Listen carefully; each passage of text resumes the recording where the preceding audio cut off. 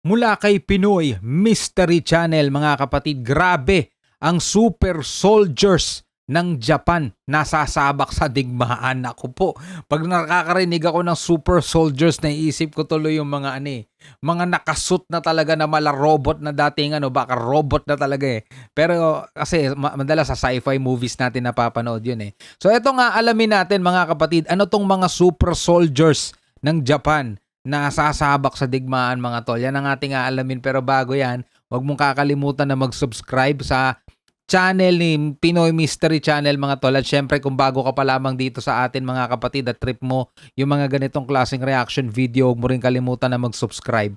Click mo na rin ang notification bell para ma-update ka pag may bago tayong video. Alright, so wag na natin patagalin to. Total, wala na rin naman tayong hinihintay na. Panoorin na natin to, mga tol.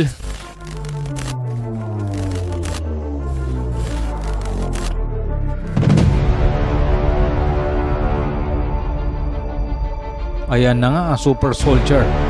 Ayan na nga.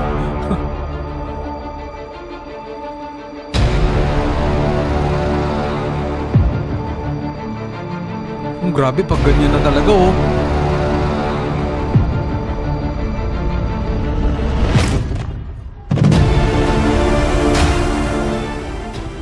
Totoo ba na maliit ang bilang ng mga sundalo sa militar ng bansang Japan?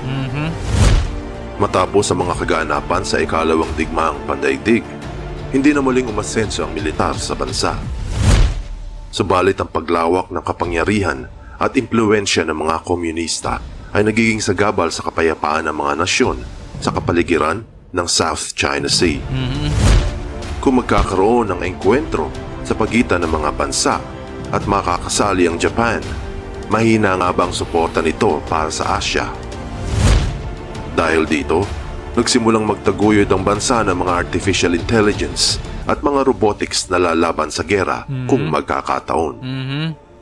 Ang tanong, Totoo ba? totoo ba?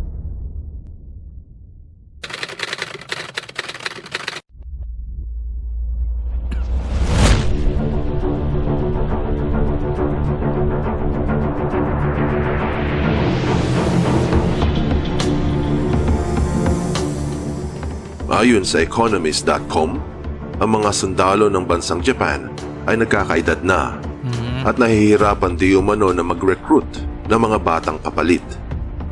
Mula pa raw noong taong 2014, hindi na makamit ang bilang ng kinakailangan sa militar. Mahirap isipin ng militar noong ikalawang digmaang pandaigdig na nagpatumba ng maraming nasyon sa Timog Silangang Asya, kasama ng Malaysia, Indonesia, Singapore at Pilipinas, Dami. ay sa kasalukuyan nangangalanta. Matagal na silang walang ensayo, mga tol, no? Kasi ang tagal na nila, bawal kasi sa constitution nila, pinagbawal mula nung natalo sila nung Amerika, di ba? At kung magkakaroon man sila ng sundalo, ang tagal na walang digma, walang mga practice. Hindi naman yan katulad dito sa Pilipinas, di ba, na hindi lang nawalan ng gera sa Sulu, di ba, sa Maguindanao. Tapos kailan lang yung Marawi, mga tol, di ba? Kaya talagang yung mga sundalo rito sa atin, talagang pa rin, no? Praktisado, no? Kasi tuloy-tuloy ang digmaan dito sa bansa natin, mga kapatid. Yun ang lamang ng mga sundalo rito sa atin. Pero sabi nga ni PMC, mula nung panahon na napakalakas ng Japan, talagang wala na no? Wala silang movement, walang galaw, mga tol.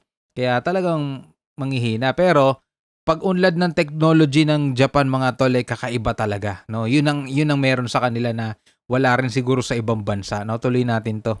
Kaila sa marami na nung matapos ang huling digmaan, ipinagbawal sa Japan ang paggamit ng paraang militar kung mayroong alitan ito sa ibang nasyon. Oo.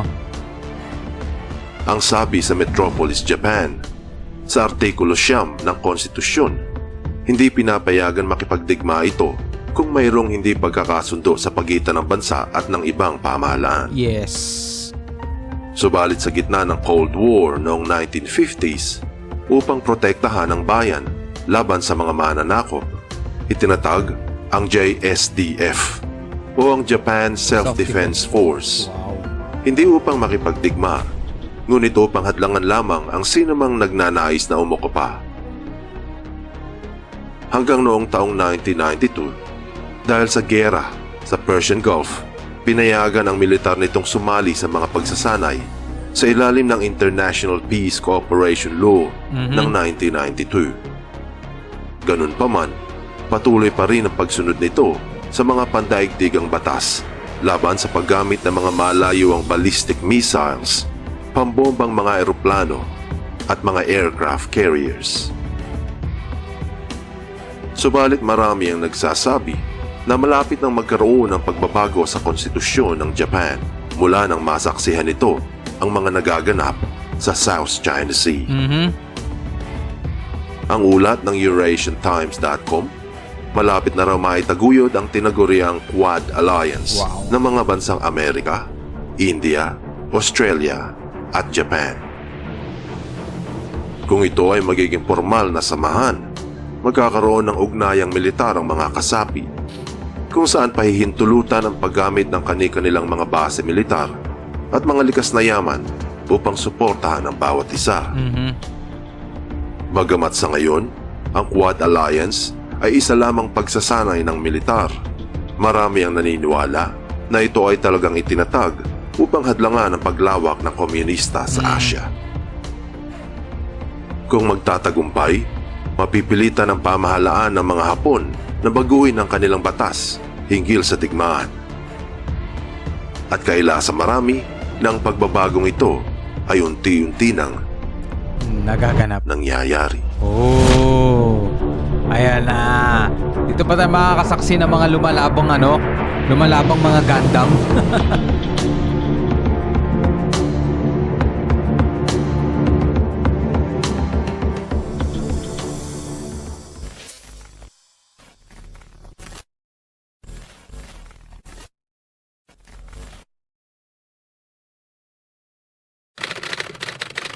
High-powered combat suit. Yan ang kailangan ng mga kasundaluhan natin, mga tol.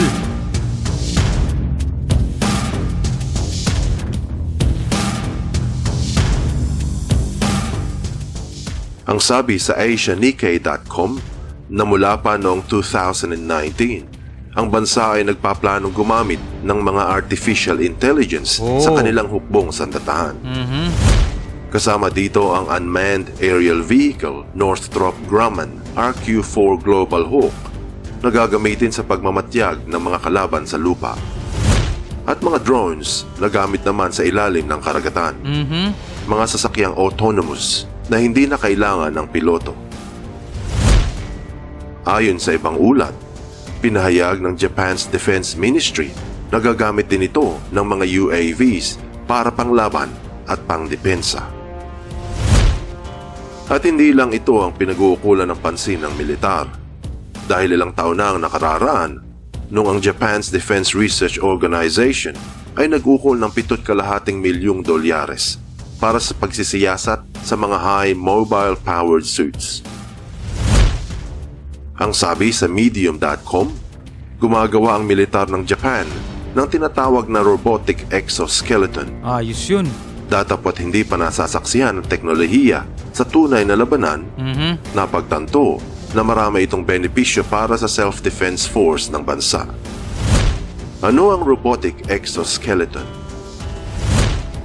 Ayon sa NBC News, ito ay isang powered suit na yari sa bakal. Mayroong mga dimotor na gumagalaw na parte na nagpapalakas sa kakayahan ng may suot nito. Ilang taon lamang ang nakararaan nang ang tinaguriang powered suit ay isang katang-isip hanggang sa ginawa ang kilalang Suit X. Ang Suit X ay ginagamit ng mga taong mayroong kapansanan upang matulungan ang mga ito sa kanilang paggalaw sa araw-araw. At masasaksihan ngayon ang tunay na galing nito sa mga industriya na mayroong mabibigat na buhatin. Ang Japan's Technical Research and Development Institute, sangayon ng Ministry of Defense, ay nagtatag ng programang Zero Casualty Battle System. Wow! Kung saan sinusuri ang mga paraan papaano maiiwasan ang pagkasawi ng mga sundalo sa isang labanan. Wow! Kung mapapasali ang bansang Japan sa isang digmaan, ang teknolohiyang exoskeleton ay makapagpoprotekta sa buhay ng kakaunting sundalo nito. Bukod doon, kahit mas marami ang mga kalaban, baliwala ito dahil sa kakaibang lakas na bigay ng robotic exoskeleton. Ang sabi sa military leak, nag-umpisa na ang militar ng Japan gamitin ang robotic exoskeleton sa mga pagsasanay. Gumawa na rin ang mga ito ng exoskeleton na maaaring magpabilis ng takbo at magpataas ng talon ng mga sundalo. Hayop. Makapagbibigay din ito ng kakaibang lakas at resistensya sa mga sundalong may suot nito kung tatagal ang isang labanan.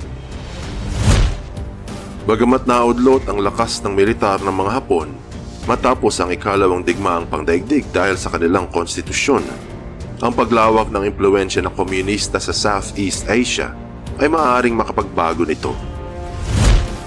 Kung magkakaroon ng engkwentro sa pagitan ng mga bansa, makakaasa ba na hindi tatalikod ang militar ng Japan na gumamit ng artificial intelligence at mga robotics katulad ng powered suit robotic exoskeleton sa labanan? Mayroong mga naniniwala Pag yun mga kapatid ay na-perfect ng Japan, no? At talagang nagamit na nila sa digmaan mga tol, no? Talagang sila na yung magiging makapangyarihan dyan pagdating sa digmaan basta walang gamitan ng nuclear mga tol, no? Kasi imagine nyo kahit yung mga matatanda na pwede pang lumaban. Ang pinakamabisang panlaban dyan mga kapatid hindi na yung physical strength kasi nga andun na sa robot na yun, andun na sa suit nila yung lakas eh. Yung diskarte, yung kaalaman, yung experience ng mga magigiting nilang sundalo. 'Di ba? Kung utak na lang ang pagaganahin tapos yung lakas manggagaling dun sa suit, talagang malupit yun kasi mga bihasa sa pakikipaglaban, may edad nga lang. Pero kung bibigyan sila ng lakas na nanggagaling dun sa suit, napakalakas nila. Napakalakas nila at sabi nga ni PMC, mayroong naniniwala at meron din naman naghihinalaan. Tanong, totoo ba? Tanong mga kapatid, naniniwala ba kayo dito mga kapatid sa super soldiers ng Japan? At kung sakasakali man magkakaroon, no? Diba magkakaroon at meron silang ganito mga tol. Siguro kung gaano sila kalupit ng World War II, baka mas malupit sila ngayon, no? Ano sa tingin ninyo, no? Comment kayo sa baba. Alright, so maraming salamat mga kapatid sa inyong patuloy na suporta. Hanggang sa muli, ako nga pala si Shobaldi. Peace out.